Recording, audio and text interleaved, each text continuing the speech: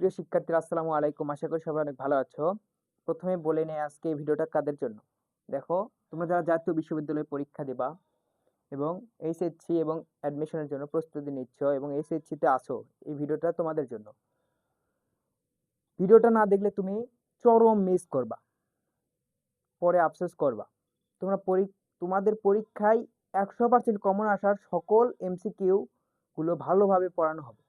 এগুলো এমসিকিউ খুব গুরুত্বপূর্ণ জাতীয় বিশ্ববিদ্যালয়, এইচএসসি, এই অ্যাডমিশন সকলের জন্য। যে টপিক পড়াবো আজকে, এই টপিকের যত এমসিকিউ আছে সবগুলো পড়াবো। দেখো, একটা টপিকের কোনো অংশের বাদ যাবে না। তো ভিডিওটা মনোযোগ সহকারে দেখো। যদি জাতীয় এইচএসসি কোনো পরীক্ষায় কমন পেতে চাও, ভিডিওটি মনোযোগ সহকারে দেখো। দেখো, এটা হচ্ছে ব্লাসী গল্পের প্রশ্নগুলো। শরৎচন্দ্র চট্টোপাধ্যায় পশ্চিমবঙ্গের কোথায় জন্মগ্রহণ করেন? শরৎচন্দ্র চট্টোপাধ্যায় হুগলি জেলার দেবনন্দপুর গ্রামে জন্মগ্রহণ করেন। শরৎচন্দ্র চট্টোপাধ্যায় কত বছর বয়সে সন্ন্যাসী হয়ে গৃহত্যাগ করেছিলেন? শরৎচন্দ্র চট্টোপাধ্যায় 24 বছর বয়সে সন্ন্যাসী হয়ে গৃহত্যাগ করেছিলেন। জীবিকার তাগিদে শরৎচন্দ্র চট্টোপাধ্যায় কোথায় গিয়েছিলেন? জীবিকার তাগিদে শরৎচন্দ্র চট্টোপাধ্যায় বর্মায় গিয়েছিলেন। বর্মা অর্থ হচ্ছে এখন বর্তমানে মিয়ানমার। শরৎচন্দ্র চট্টোপাধ্যায়ের বন্ধু কি ছিলেন? শরৎচন্দ্র চট্টোপাধ্যায়ের বন্ধু জমিদার ছিলেন। শরৎচন্দ্র চট্টোপাধ্যায়ের মুদ্রিত প্রথম গল্পের নাম কি? শরৎচন্দ্র চট্টোপাধ্যায়ের মুদ্রিত প্রথম গল্পের নাম হচ্ছে মন্দির।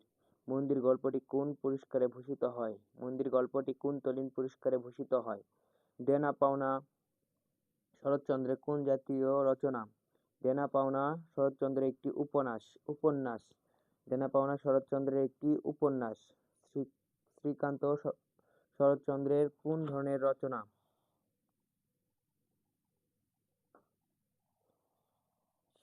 শ্রীকান্ত শরৎচন্দ্রের রচিত একটি উপন্যাস।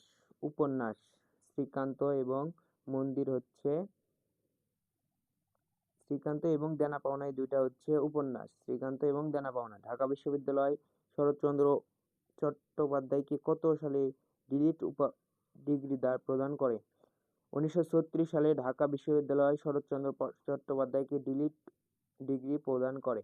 লেখক কয় ক্রোশ পথ অতিক্রম করে বিদ্যা অর্জন করতে যেতেন? লেখক 2 ক্রোশ পথ অতিক্রম করে বিদ্যা অর্জন করতে যেতেন। কয় ক্রোশ অতিক্রম করতে বিদ্যা অর্জন করতে যেতেন?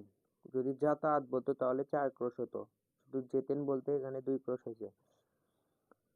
কত ক্রোশ পথ হেঁটে স্কুলে যাতায়াত করতে হয়? 4 ক্রোশ পথ স্কুল হেঁটে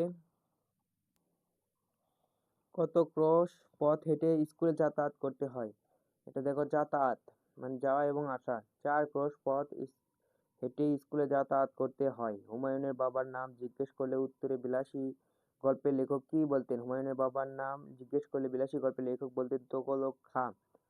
কোন আদালতের হুকুমে খুড়া বাগানের দখল পেয়েছিলেন? খুড়া বাগানের দখল পেয়েছিলেন উপরের আদালতের হুকুমে। উপরের আদালতের হুকুমে।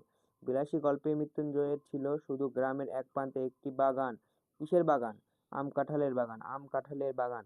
কে মৃত্যুঞ্জয়ের নামে নানাবিধ দুর্নাম রটাতো? মৃত্যুঞ্জয়ের নামে নানাবিধ দুর্নাম রটাতো তার খুড়া। কে মৃত্যুঞ্জয়ের চিকিৎসা করে? মৃত্যুঞ্জয়ের চিকিৎসা করে মালোপাড়ার এক বুড়ো মালো। মালোপাড়ার এক বুড়ো মালো। মৃত্যুঞ্জয়ের পোড়াবাড়িতে কিসের বালাই ছিল না? মৃত্যুঞ্জয়ের পোড়াবাড়িতে প্রাচীরের বালাই ছিল না। ফুলদানিতে ভিজিয়ে রাখা বাসি ফুলের মতো কে? ফুলদানিতে জল দিয়া ভিজিয়া রাখা বাসি ফুলের মতো বিলাসী। মৃত্যুঞ্জয় কত মাস শয্যাগত ছিল? মৃত্যুঞ্জয় 1.5 মাস শয্যাগত ছিল।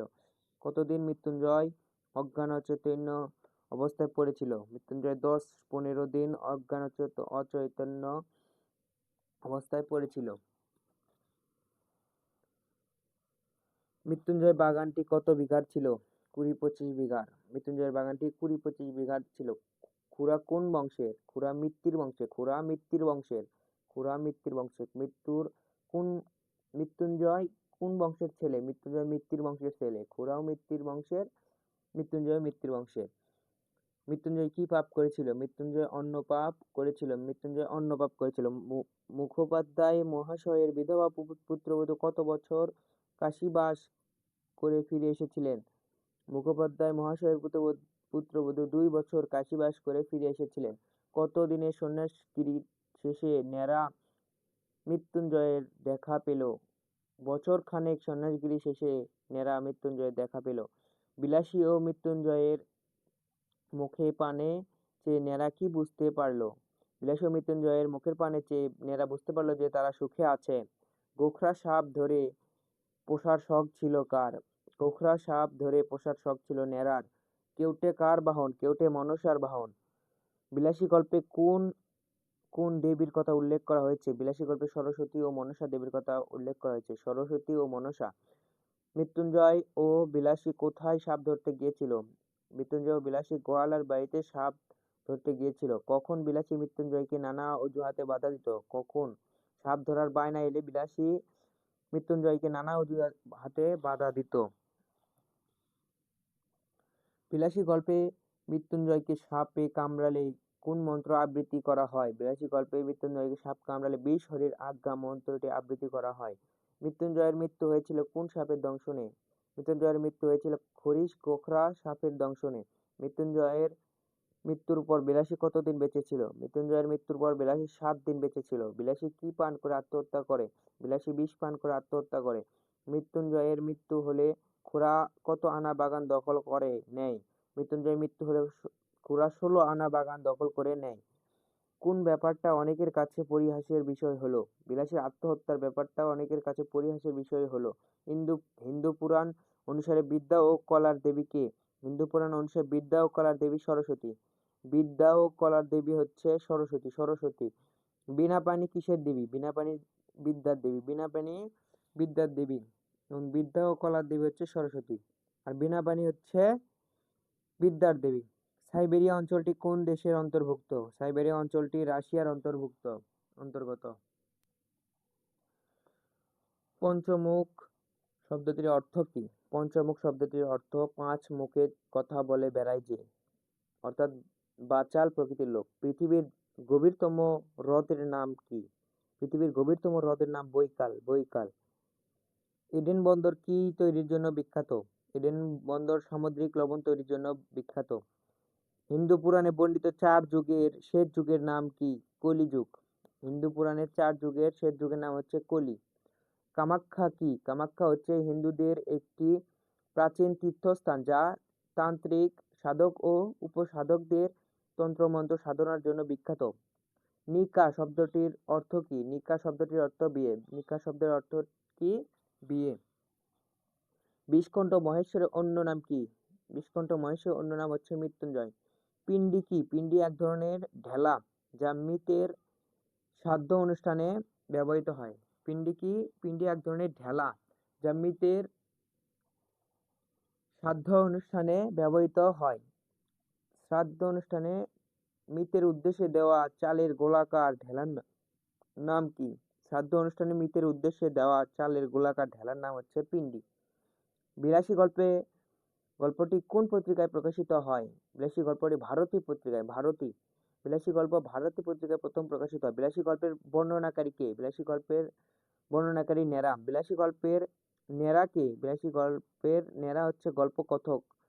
বিলাসী গল্পের কোন চরিত্রের মধ্যে শরৎচন্দ্রের ছোটবেলার ছায়াপথ ঘটেছে?